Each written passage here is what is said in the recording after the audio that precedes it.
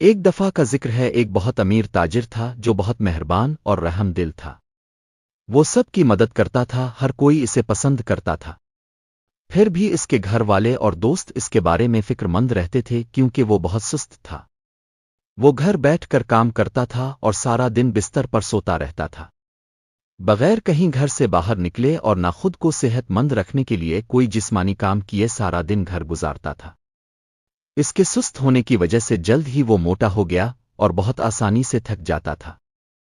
ایک وقت آیا کہ وہ ہلنے کے قابل بھی نہ رہا اور نہ چل سکتا تھا۔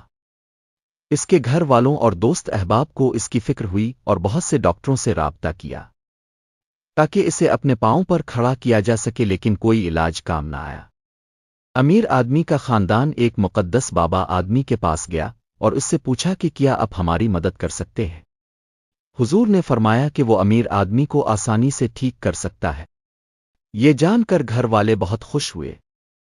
انہوں نے مقدس آدمی سے درخواست کی کہ وہ آئیں اور اس کا علاج کرنے کے لیے امیر آدمی کے گھر جائیں، لیکن حضور نے انکار کر دیا۔ حضور نے کہا، میں اس کا علاج کروں گا، لیکن صحت مند ہونے کے لیے امیر آدمی کو اس کے پاس آنا اور مقدس آدمی کی زیارت کرنا ہے۔ سخت کوشش کے بعد امیر آدمی کو مقدس بابا کے پاس لے جایا گیا اور وہاں اس کی ملاقات مقدس بابا سے ہوئی۔ مقدس بابا نے اس کی تعریف کرتے ہوئے کہا کہ وہ مہربان اور سخی آدمی ہے اور اچھی زندگی گزارنے کے لیے اسے اپنی صحت بحال کرنی چاہیے۔ مقدس بابا نے امیر آدمی کو اگلے دن علاج کے لیے اس کے پاس آنے کو کہا، لیکن مقدس بابا نے کہا وہ اس کا علاج اسی وقت کرے گا جب وہ پیدل چل کر اس کے پاس آئے۔